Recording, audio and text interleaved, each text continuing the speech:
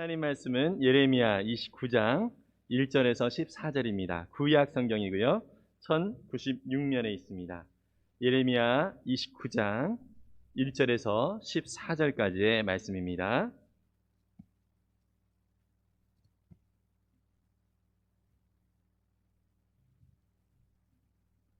예레미야 29장 1절에서 14절까지 말씀. 네. 조금 길지만 우리 내용을 생각하면서 말씀을 천천히 같이 읽도록 하겠습니다. 같이 읽습니다. 선지자 예레미야가 예루살렘에서 이 같은 편지를 느부갓네살이 예루살렘에서 바벨론으로 끌고 간 포로 중 남아있는 장로들과 제사장들과 선지자들과 모든 백성에게 보냈는데, 그때는 요고니아 왕과 왕후와 궁중 내시들과 유다와 예루살렘의 고관들과 기능공과 토공들이 예루살렘에서 떠난 후라. 유다 왕 시드기야가 바벨론으로 보내어 바벨론의 왕 느부갓네살에게로 가게 한 사반의 아들 엘라사와 힐기야의 아들 그마랴 편으로 말하되, 만군의 여호와 이스라엘의 하나님께서 예루살렘에서 바벨론으로 사로잡혀 가게 한 모든 포로에게 이와 같이 말씀하시니라. 너희는 집을 짓고 거기에 살며 텃밭을 만들고 그 열매를 먹으라. 아내를 맞이하여 자녀를 낳으며 너희 아들이 아내를 맞이하며 너희 딸이 남편을 맞아 그들로 자녀를 낳게 하여 너희가 거기에서 번성하고 줄어들지 아니하게 하라. 너희는 내가 사로잡혀 가게 한 그 성읍의 평안을 구하고 그를 위하여 여호와께 기도하라. 이는 그 성읍이 평안함으로 너희도 평안할 것임이라.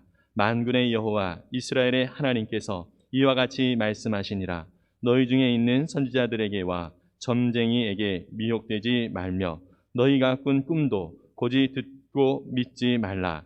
내가 그들을 보내지 아니하였어도 그들이 내 이름으로 거짓을 예언함이라. 여호와의 말씀이니라. 여호와께서 이와 같이 말씀하시니라. 바벨론에서 70년이 차면 내가 너희를 돌보고 나의 선한 말을 너희에게 성취하여 너희를 이곳으로 돌아오게 하리라. 여호와의 말씀이니라. 너희를 향한 나의 생각을 내가 아나니 평안이요 재앙이 아니니라. 너희에게 미래와 희망을 주는 것이니라. 너희가 내게 부르짖으며 내게 와서 기도하면 내가 너희들의 기도를 들을 것이요 너희가 온 마음으로 나를 구하면 나를 찾을 것이요 나를 만나리라. 이것은 여호와의 말씀이니라. 나는 너희들을 만날 것이며 너희를 포로된 중에서 다시 돌아오게 하되 내가 쫓아 보내었던 나라들과 모든 곳에서 모아 사로잡혀 떠났던 그곳으로 돌아오게 하리라. 이것은 여호와의 말씀이니라. 아멘. 네, 우리 옆에 분들과 함께 주의 은혜 많이 받으세요. 우리 서로 격려하겠습니다. 네. 네, 우리가 9월에는 예레미야서 선지서를 이렇게 배우게 되는데요. 예레미야 이렇게 하면 많은 분들이 선지서에 대해서 좀 어렵게 생각을 합니다. 왜 그렇게 생각을 하냐면 조금 이제 이스라엘의 그 역사를 좀 잘 모르기 때문이기도 하고요. 또 역사를 잘 알면 또 재미있게 볼 수 있는 성경 구절이기도 한데 그러지 못한 분들이 좀 많이 있기 때문에 그렇다는 것입니다. 네, 그래서 우리가 그 말씀, 우리 확신의 삶 권지연 자매가 간증을 하면서도 언급을 했던 것처럼 우리가 하나님의 말씀을 늘 가까이 하고 또 말씀의 전체적인 그 의미와 또 윤곽 또 흐름을 알게 되면 또 하나님의 섭리와 또 하나님의 인도하심이 얼마나 큰지 더 깊이 알 수 있게 됩니다. 저와 여러분들이 그래서 하나님의 말씀을 더 가까이 하고자 하는 그런 마음을 가지고 늘 매일매일의 삶에 또 말씀을 기준으로 살아갈 수 있기를 바랍니다.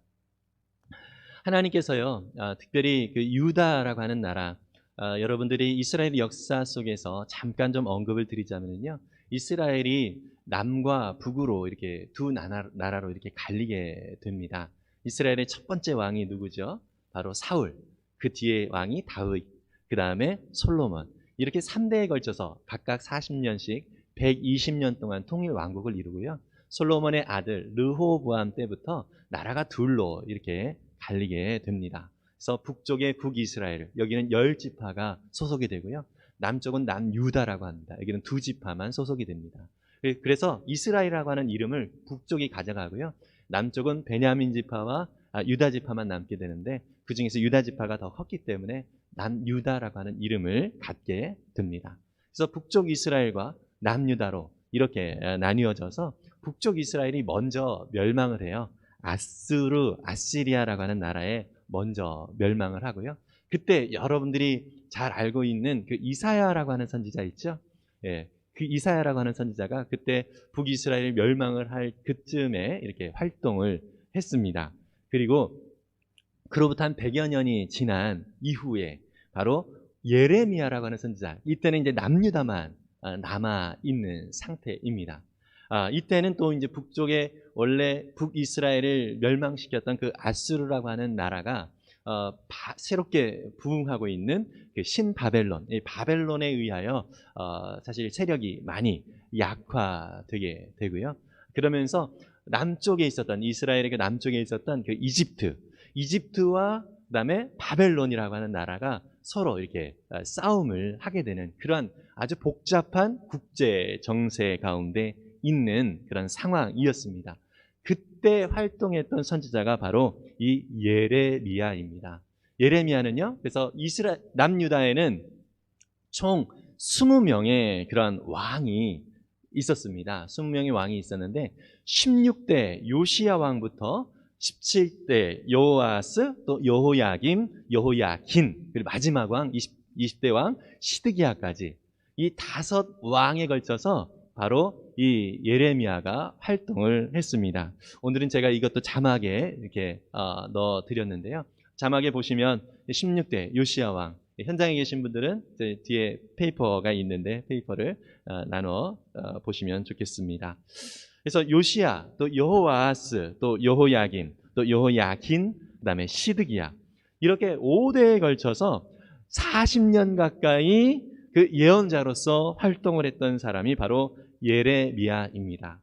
그런데요, 여러분, 그 나라가 이렇게 하나님의 말씀을 따라서 이 유다 백성들은 하나님을 쫓아 또 하나님의 말씀을 순종하며 살아갈 때 그들 가운데 복이 있는데, 이들은요 하나님을 의지하기보다는 이방 나라들을 의지하고요, 또 환경과 상황, 또 자신을 의지했던 모습이 하나님 보시기에는 너무나도 안타까웠던 것입니다. 그래서 하나님께서 선지자를 통하여서 계속 경고를 하십니다. 경고를 하시는데요, 문제는 이 예레미야가 활동하고 있었던 그 당시에 이제 유다라고 하는 나라가 멸망을 하게 되는 그런 상황 속에서 다른 예언자들, 다시 말해서 거짓 예언자들이 많이 나타났습니다. 그래서 하나님께서 이 예레미야를 부르셔서 그를 통하여 활동을 하도록 하셨는데, 이 예레미야의 말을 듣기보다는 자기 귀에 좋은 말을 하는, 또 자기가 듣고 싶은 말을 하는 그러한 거짓 예언자들의 그러한 말을 백성들이 많이 들었기 때문에 이 예레미야도 이 활동을 하면서 너무나도 많은 고통을 당하게 됐습니다. 이 예레미야는 제사장의 가문입니다. hil기야라고 하는 그 아버지를 둔 제사장의 가문인데요. 하나님께서 예레미야를 부르셨을 때 예레미야는요 사실은 원치 않았어요. 그런데 감권적으로 하나님께서 부르셔서 그로 이제 선지자가 되도록 했고요. 나중에 보면 너무 힘드니까 자기의 생일, 욥처럼 자기의 생일을 또 저주하기도 하는 그러한 우리 예레미야의 모습, 이 안타까운 선지자의 고뇌를 우리는 볼 수도 있습니다. 또 하나님은 예레미야에게 결혼도 하지 않도록 그렇게 말씀을 하셨어요. 그러니까 참 외롭고 고독한 그러한 선지자로서의 삶을 살아갔던 것이죠. 이 당시에 이 예레미야가 활동하고 있었던 그 당시에 그 유다 주변의 그 정세들을 제가 잠깐 좀 여러분들과 나누려고 하는데요. 아까 말씀드렸다시피 한 100여 년 전에, 예레미야가 활동하기 100여 년 전에 북이스라엘이 BC 722년에 아수르에 멸망을 합니다. 아시리아에 멸망을 합니다. 그리고요, 예레미야가 활동하고 있었던 그 당시에 아까 말씀드렸던 것처럼 신흥 바벨론이 새롭게 떠오르고 있었고, 또 남쪽에는 원래부터 강했던, 그 당시에 강했던 이집트, 애굽이라고 하는 나라가 있었습니다. 애굽이 바벨론이 이렇게 흥왕을 하는 그 모습을 지켜보면서 먼저 선제 공격을 해야 되겠다라는 생각을 합니다. 그래서 애굽의 바로 느고라고 하는 왕이 이 유다를 거쳐서 바벨론이 있는 그 북쪽으로 북진을 하려고 합니다. 그런데 그때가 BC 609년이었어요. BC 609년. 그때 북진을 이렇게 하려고 하는데 이 남쪽의 유다의 그 왕이 요시야 왕이었거든요. 그런데 사실 이 요시야 왕은 그냥 이집트가 북진을 하도록 그냥 길을 넘겨줬어야 마땅한데 그냥 거기에 너무나도 힘과 이 모든 면에서 대결해도 부족한 그 남유다임에도 불구하고 그냥 이 북진을 하는 이 이집트와 함께 붙습니다. 그 전쟁에서 바로 이 요시야 왕이 16대 왕인 요시야 왕이 죽게 됩니다. 예. 그러니까 이제 애국 입장에서는 그냥 비켜줬으면 너도 살고 괜찮았을 텐데 서로 좋았을 텐데 왜 이렇게 귀찮게 구냐 이런 거였죠. 예, 그래서 이제 요시야 왕이 죽음으로 인하여서 바로 여호아스가 그 뒤를 이어서 왕이 됩니다. 그때 이제 이것은 무기토 전투라고 하는데요. 거기에서 요시야 왕이 죽게 되고요.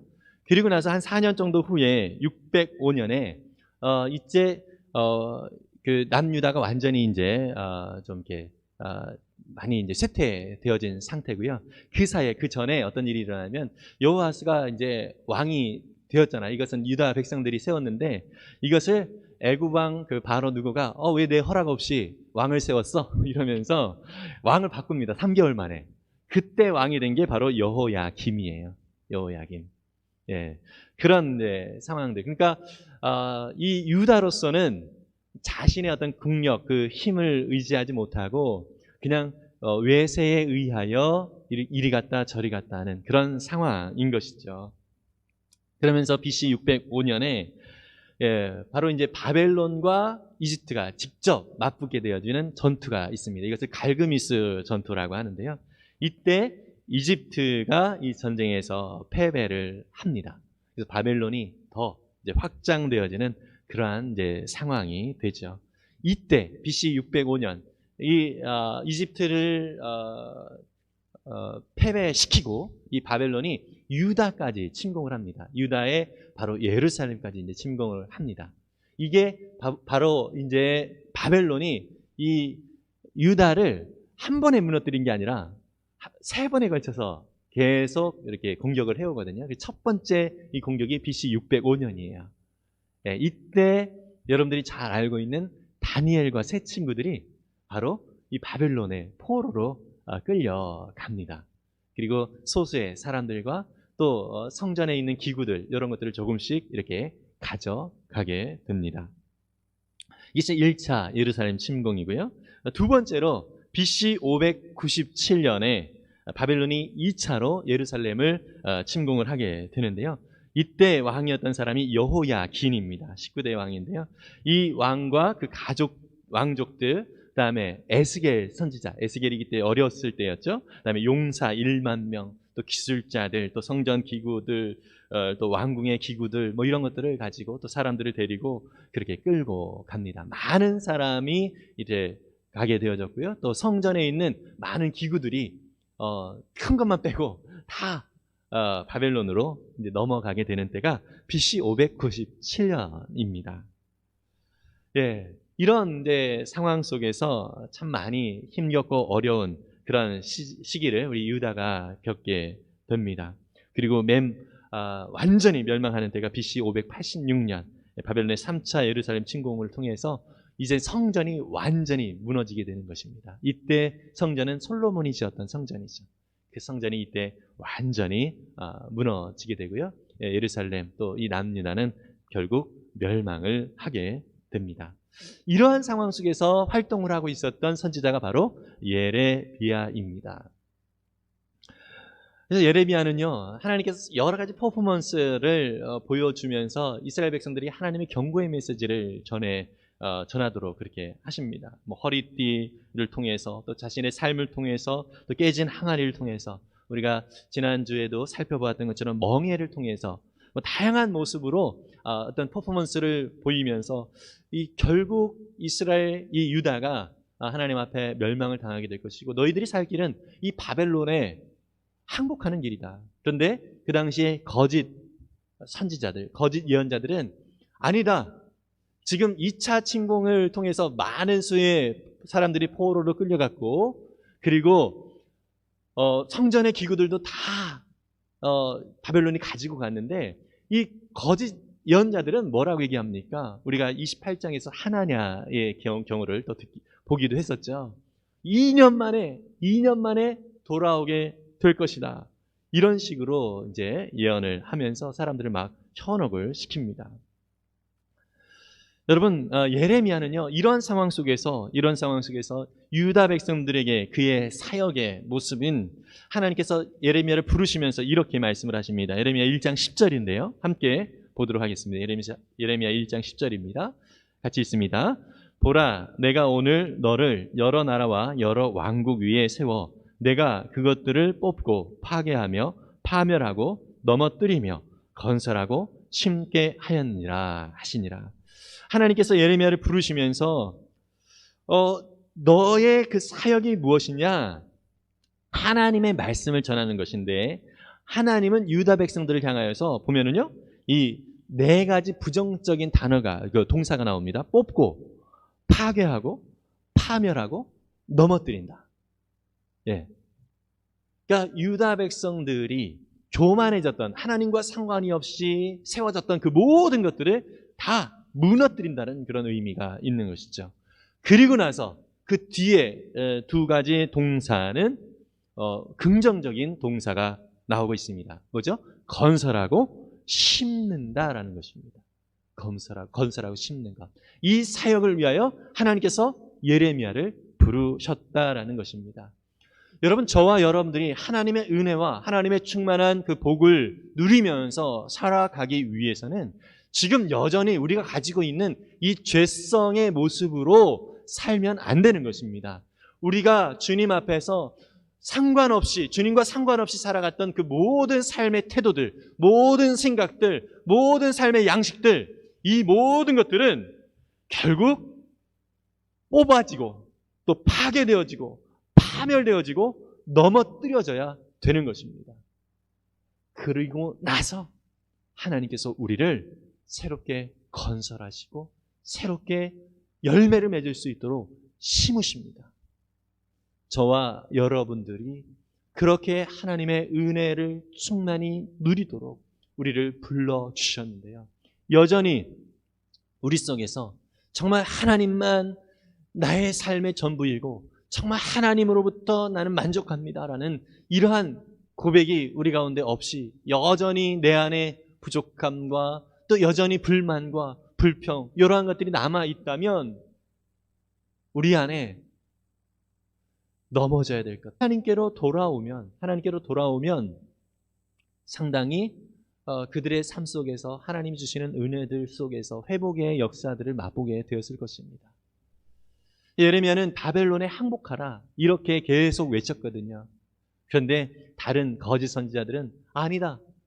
다른 애굽을 의지하거나 다른 나라들을 의지하고 그리고 곧 하나님께서 바벨론의 그런 상황들을 보면서 우리를 회복시켜 주실 거다. 그것이 2년 안에 그렇게 되어질 것이다. 이런 식으로 이야기를 합니다.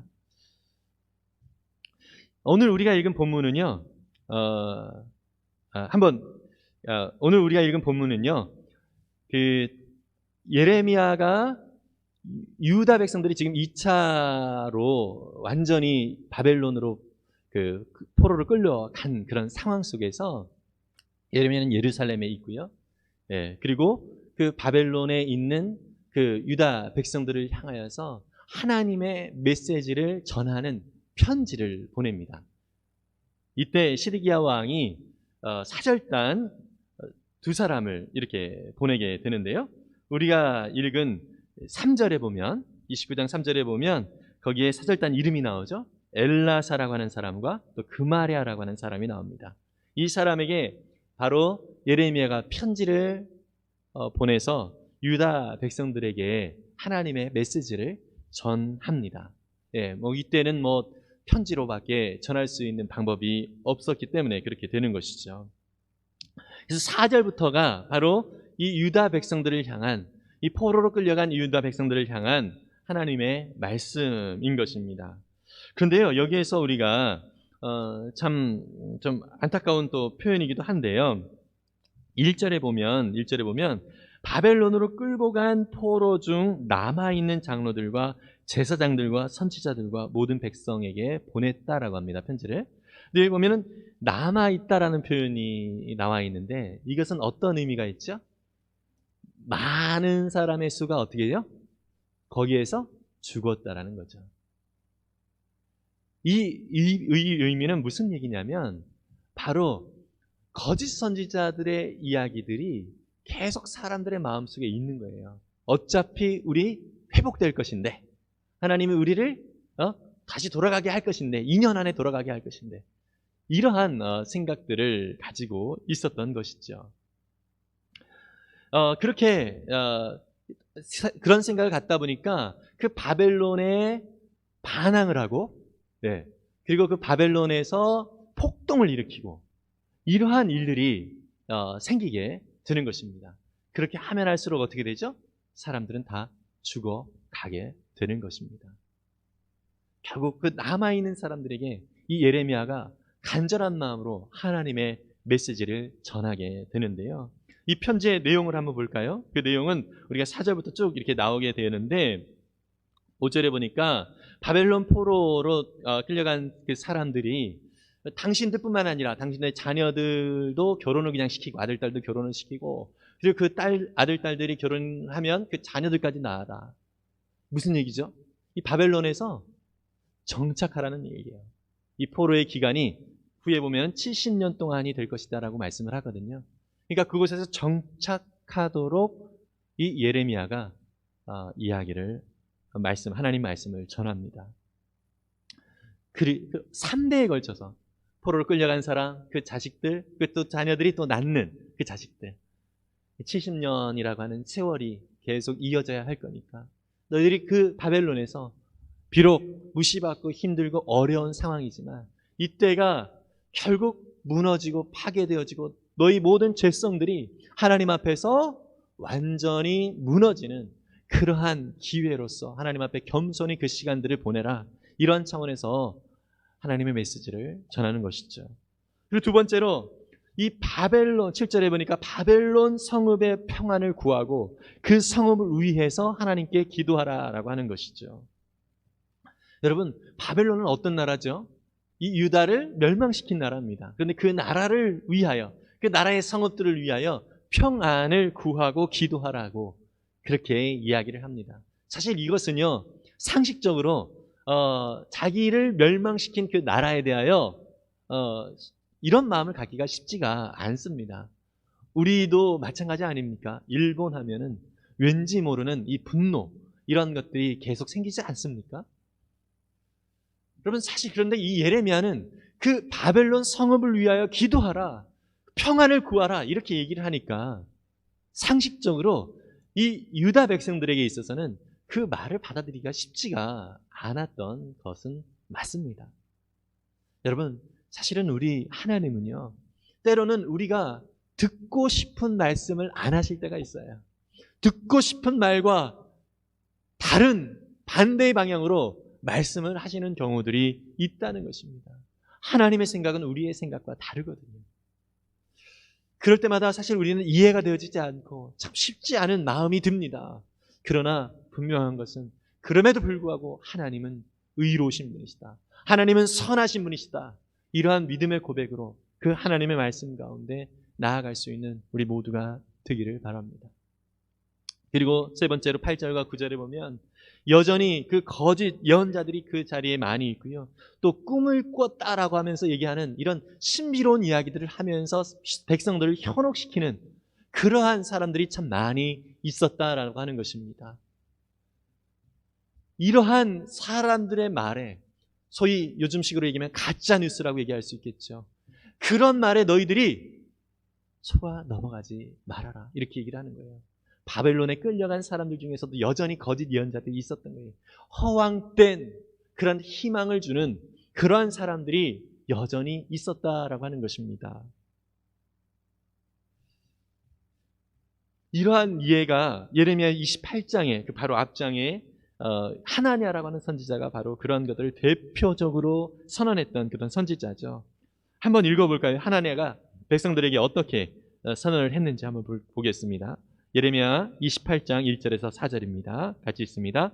그해 곧 유다왕 시드기야가 다스리기 시작한 지 4년 다섯째 달 기브온 아술의 아들 선지자 하나냐가 여호와의 성전에서 제사장들과 모든 백성이 보는 앞에서 내게 말하여 이르되 만군의 여호와 이스라엘의 하나님이 이같이 일러 말씀하시기를 내가 바벨론의 왕의 멍에를 꺾었느니라. 내가 바벨론의 왕 느부갓네살이 이곳에서 빼앗아 바벨론으로 옮겨간 여호와의 성전 모든 기구를 2년 안에 다시 이곳으로 되돌려 오리라. 내가 또 유다의 왕 여호야김의 아들 요고니아와 바벨론으로 간 유다 모든 포로를 다시 이곳으로 돌아오게 하리니 이는 내가 바벨론의 왕의 멍에를 꺾을 것임이라. 여호와의 말씀이니라 하니라. 여러분, 이러한 거짓 선지자가 백성들에게 하는 말이 2년 안에 회복될 것이다 이렇게 얘기를 했는데요. 이 말의 근거를 어디로 두고 있냐면 이 사람들이 여호와의 말씀이니라 이렇게 얘기합니다. 하나님께서 내게 이렇게 말씀하셨어. 거짓 선지자가 하나님의 이름을 빙자하여서 그렇게 백성들을 현혹을 하고 있다는 것입니다. 이것은요 예레미야도 동일하게 선언을 했죠. 하나님께서 이렇게 말씀하십니다. 여러분, 요즘 참 하나님의 말씀이라 하면서 우리 가운데 들려지는 이야기들이 참 많이 있습니다. 이것을 어떻게 우리가 분별할 수 있을까요? 대부분 우리는요, 우리의 죄성이 여전히 우리 속에 있기 때문에 내가 듣고 싶은 말만 골라서 듣습니다. 이것이 사실 우리의 가장 큰 문제인 것이죠. 여러분, 이 우리의 죄성은 완전히 파괴되어져야 합니다. 완전히 무너져야 합니다. 이것이 바로 십자가입니다. 예수님과 함께 우리는 그 옛 속성, 정말 주님과 함께 이 모든 죄의 모습은 십자가에서 죽었다라고 하는 사실을 우리는 날마다 주님 앞에 고백하고, 주님, 나의 죄성이 여전히 나를 사로잡고 있는데 나를 불쌍히 여겨달라는 정말 절규하는 그런 고백이 날마다 있어야 할 것입니다. 바울의 고백과 같이 로마서 7장에서 바울은 그런 얘기를 하죠. 오라 곤고한 사람이라, 이 사망의 몸에서 누가 나를 건져낼까, 이러면서 자기의 이 죄성으로 똘똘 뭉쳐진 이 완악함을 하나님 앞에 정말 토로하면서 내어드리죠. 저와 여러분들의 모습이 하나님 앞에서 이렇게 겸손한 모습이기를 바랍니다. 정말 하나님, 우리가 진정한 하나님의 말씀을 잘 들을 수 있게 해 달라고, 그것이 내가 원하는 메시지가 아니라 할지라도 하나님, 겸손히 하나님의 말씀에 내가 아멘으로 화답하겠습니다라는 믿음의 고백이 저와 여러분 가운데 있기를 간절히 바랍니다.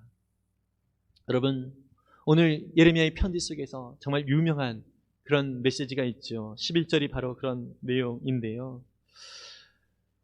너희를 향한 나의 생각을 내가 하나니 평안이요 재앙이 아니니라 말씀하고 있습니다. 너희에게 미래와 희망을 주는 것이다. 여러분, 하나님의 이게 본심입니다. 하나님의 본심. 우리에게 재앙을 주려고 하는 것이 아니에요. 우리는 간혹 하나님께 대하여 그런 말을 합니다. 하나님, 나한테 왜 그러세요? 하나님, 도대체 나한테 왜 이러시는 거예요? 내가 뭘 잘못했다고요?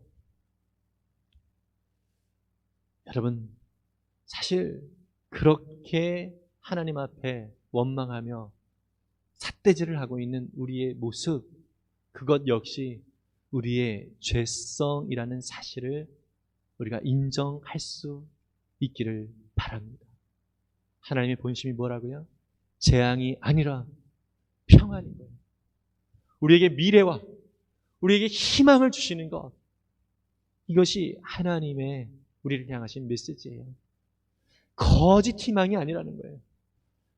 거짓 희망이 아니라 하나님이 주시는 그 나라, 그 회복, 그 완전함, 이것을 저와 여러분들에게 주시기 위하여 오늘 우리에게 하나님이 역사하시고 일하신다는 사실을 믿으시기를 바랍니다.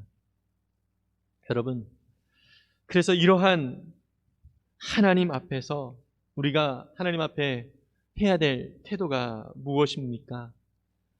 12절에 보니까요, 너희가 내게 부르짖으며 내게 와서 기도하면 내가 너희의 기도를 들을 것이요, 너희가 온 마음으로 나를 구하면 나를 찾을 것이요 나를 만나리라.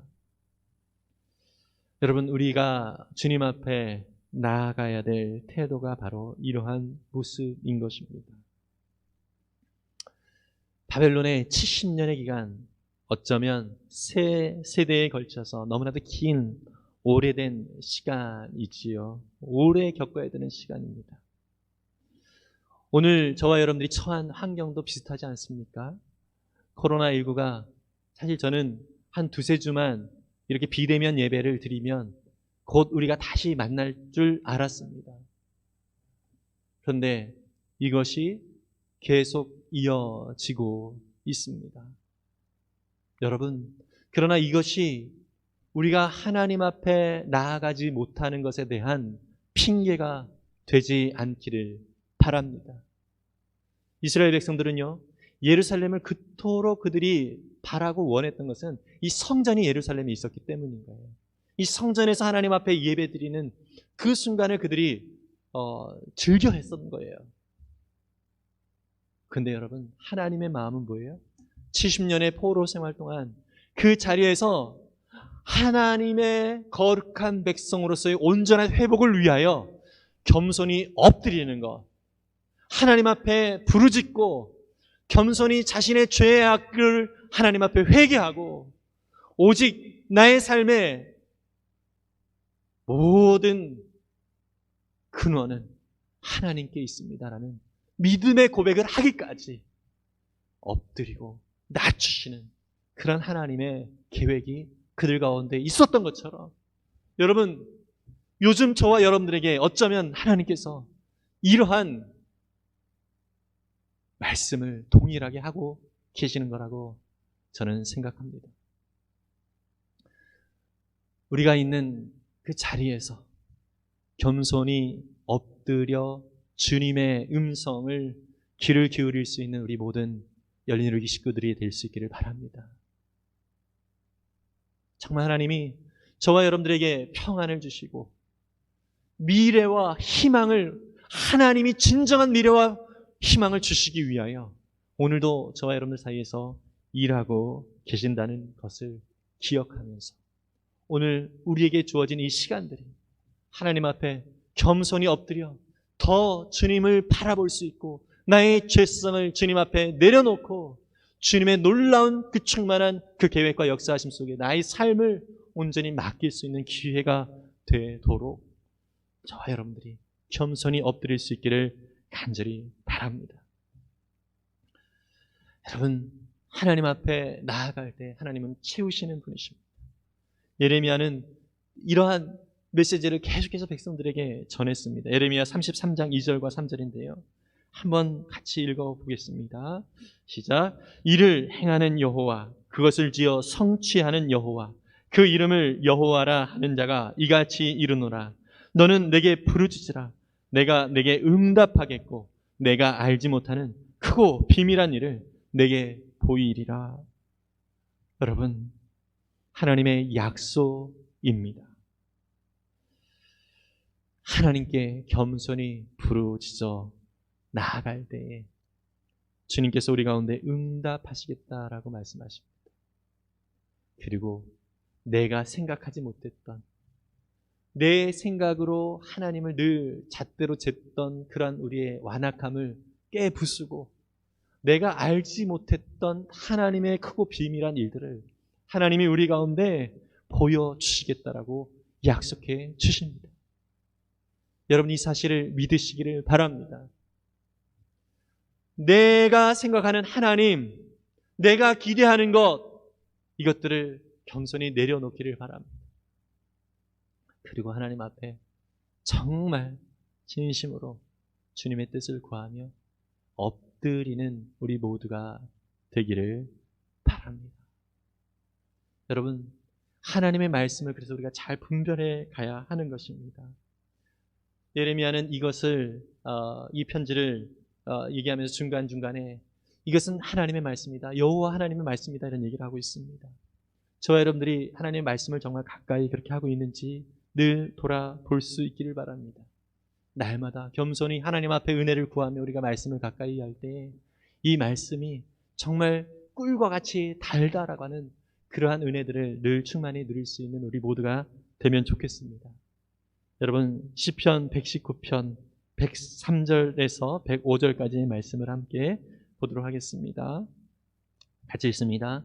주의 말씀의 맛이 내게 어찌 그리 단지요, 내 입의 꿀보다 더 다니이다. 주의 법도들로 말미암아 내가 명철하게 되었으므로 모든 거짓 행위를 미워하나이다. 주의 말씀은 내 발의 등이요 내 길의 빛이니이다. 여러분, 우리가 늘 하나님의 은혜를 누리고 살고자 하지만 끊임없이 우리 가운데 있는 죄성, 하나님이 원치 아니하는 그런 모습들, 이런 거짓 행위들, 이런 것들이 자꾸 우리를 괴롭히지 않습니까? 그런데 하나님의 말씀은요, 이런 거짓 행위, 이런 우리의 죄성으로 비롯된 모든 우리의 삶을 미워하게 만듭니다. 여러분께서 이게 말씀이 주는 은혜인 것입니다. 죄를 짓다가도요, 하나님의 말씀이 생각나요. 그래서 주님 앞에 다시 돌아오게끔 인도해 주십니다. 그래서 이 주님의 말씀은 내 발의 등이 되고 내 길에 빛이 됩니다. 어떻게 가야 될지 모르지만 이 말씀이 우리의 삶 가운데 비춰지면 이렇게 나아가야 되겠구나, 하나님께서 우리 가운데 알려주신다는 것입니다. 저와 여러분들이 그러한 하나님의 은혜를 늘 사모하면서 나아가시기를 바라고요. 오늘 목회자 코너에도 여러분들과 함께 나누었지만 계속해서 우리 혼자 하기는 어렵습니다. 우리 믿음의 지체들과 말씀을 나누는 그러한 모습들이 계속 이어질 수 있기를 바랍니다. 이것이 저의 고민이거든요. 늘 여러분들에게 말씀을 함께 나누고자 계속 나름대로 노력을 하고 있지만 이것이 정말 우리 열린우리기 성도들이 삶 속에서 정말 힘이 되어지고 능력이 되어지고 은혜가 되어지는 말씀이 되기 위해서는 어떻게 해야 될까 늘 고민하고 있습니다. 여러분, 우리 목자 목녀님들도 같이 그런 고민들을 하고 있으리라고 생각합니다. 그렇지만 여러분은 우리가 고민만 하지 말고 실제 구체적인 그런 행동을 주님 앞에 실천해 나가면 참 좋겠습니다. 오늘부터 우리가 받은 은혜의 말씀들을 함께 나누면 좋겠습니다. 오늘 예배가 끝나고 우리 목장 목원들과 함께 정말 주님의 말씀을 통해서 내게 이러한 은혜가 있었어요. 그러면 내가 경험치 못했던 그 은혜들을 함께 나누게 되어지고 그 은혜가 더 풍성해집니다. 이러한 나눔들이 매일같이 우리 목장 안에서, 우리 교회 안에서 충만하게 넘쳐나기를 바랍니다. 여러분, 마지막으로 개구리가 더 높이 뛰기 위해서는 어떻게 하죠? 더 납작 엎드립니다. 어쩌면 요즘 시대가 더 우리로 하여금 겸손히 엎드리도록 하나님께서 인도하시는 기회라고 생각합니다. 납작 엎드려서 하나님의 은혜와 도움을 구하고 겸손히 주님의 모습을 더 사모하면서 회개하는 우리 모두가 되기를 바랍니다. 이 시간 나의 영혼이 잠잠히 하나님만 바라며 같이 찬양하면서 잠시 기도하도록 하겠습니다.